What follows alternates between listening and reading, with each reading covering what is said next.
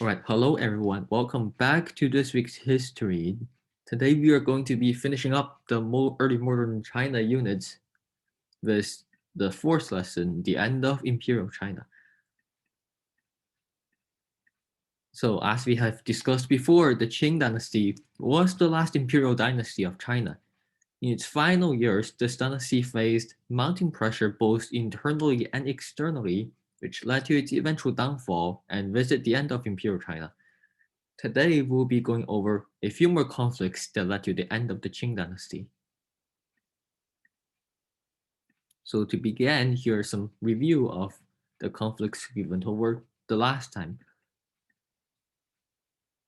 So first, last week we did talk about the First Opium War, which was a war fought against Europeans, mostly British, and later on also the French, which started out due to the opium trade, which created a widespread addiction in China, which caused social and economic issues because people were not being productive. They were smoking opium all day and they were wasting money on it. So war soon broke out and it resulted in the Treaty of Nanjing signed on August 29th that gave the British more trading ports and rights in China. And this kind of began the era of unequal treaties. And the Second Opium War happened later on.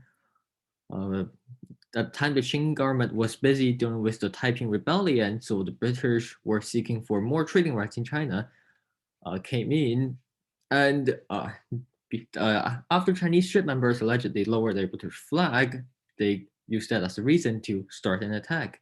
And the French also joined the war later on, using the assassination of French missionary earlier as their reason for joining the war.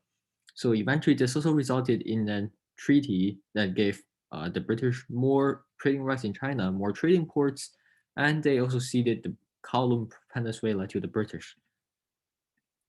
And the third conflict we went over last time was the Taiping Rebellion, which was one of the worst civil wars in history in terms of casualties, with some 20 million people who died and 17 provinces that were ravaged. It's the most serious of several internal disturbances that took place in China in the second half of the 19th century, and it seriously weakened the Qing dynasty. The leader of the rebellion was Hong Xiuquan, who believed himself to be a son of God sent to reform China. He basically had like his own form of fundamentalist Christianity. Okay, so this is about the First Sino-Japanese War.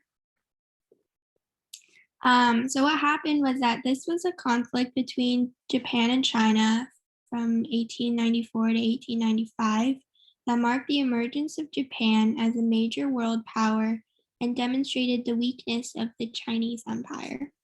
The war grew out of conflict between the two countries for supremacy in Korea.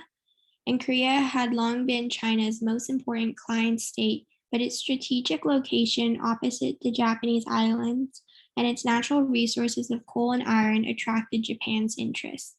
In 1875, Japan, which had begun to adopt Western technology, forced Korea to open itself to foreign, especially Japanese trade, and to declare itself independent from China in its foreign relations.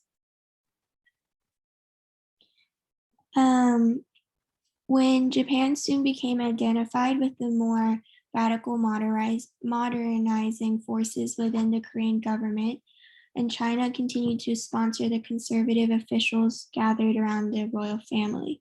So in 1884, a group of pro-Japanese reformers attempted to overthrow the Korean government, but Chinese troops under General Yuan Shikai rescued the king, killing several Japanese legation guards in the process.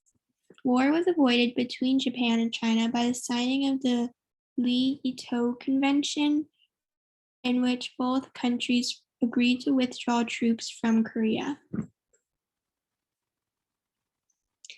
In 1894, however, Japan, flushed with national pride after its successful modernization program and its growing influence upon young Koreans, was not so ready to compromise.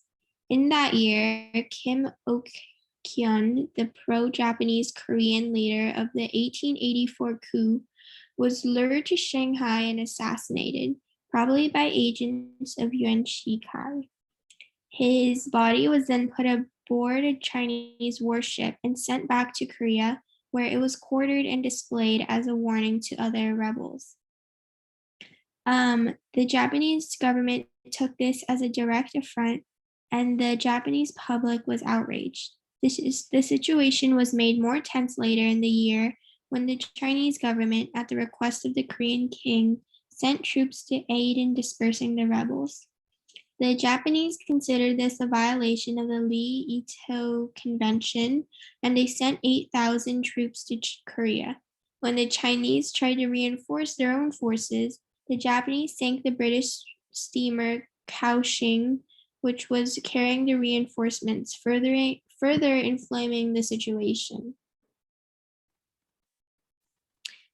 So war was finally declared on August 1st, 1894, and although foreign observers had predicted an easy victory for the more massive Chinese forces, the Japanese had done a more successful job of modernizing, and so they were better equipped and prepared for this war. Japanese troops scored quick and overwhelming victories on both land and sea, and by March 1895, the Japanese had successfully invaded Shandong province and Manchuria and had fortified posts that commanded the sea approaches to Beijing. The Chinese sued for peace, and in the Treaty of Shimonoseki, which ended the conflict, China recognized the independence of Korea and ceded Taiwan, the adjoining Pescadores, and the Liaodong Peninsula in Manchuria.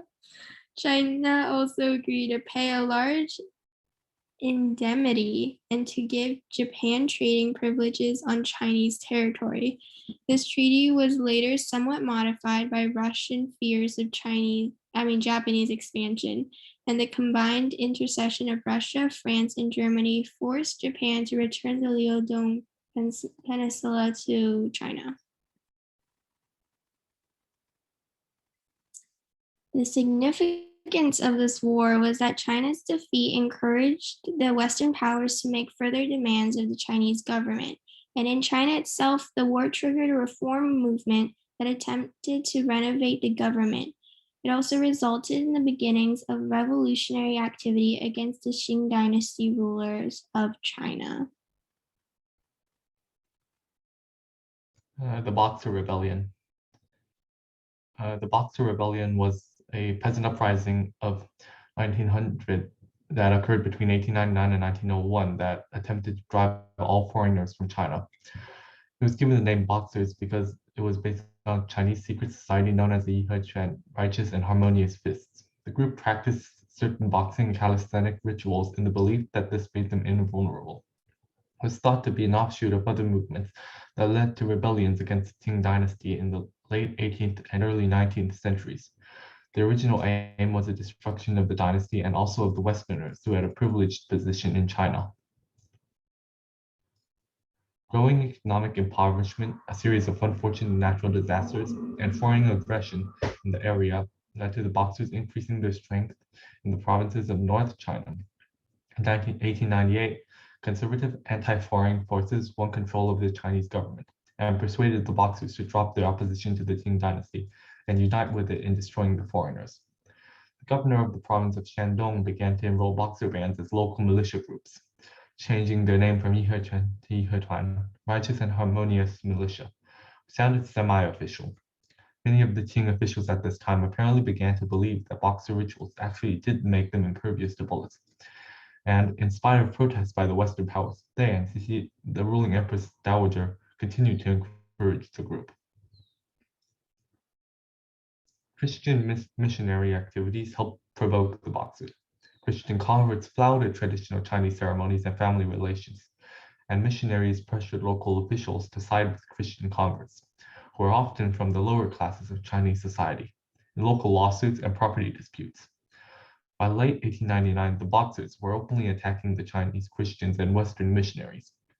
By May 1900, Boxer bands were roaming the countryside around the capital at Beijing. Finally, in early June, an international relief force of some 2,100 men was dispatched from the northern port of Tianjin to Beijing. June 13th, the Empress Dowager ordered imperial forces to block the advance of the foreign troops, and the small relief column was turned back.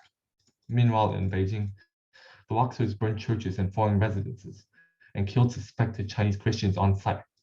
On June 17th, the foreign power seized the Dagu forts on the coast in order to restore access from Beijing to Tianjin.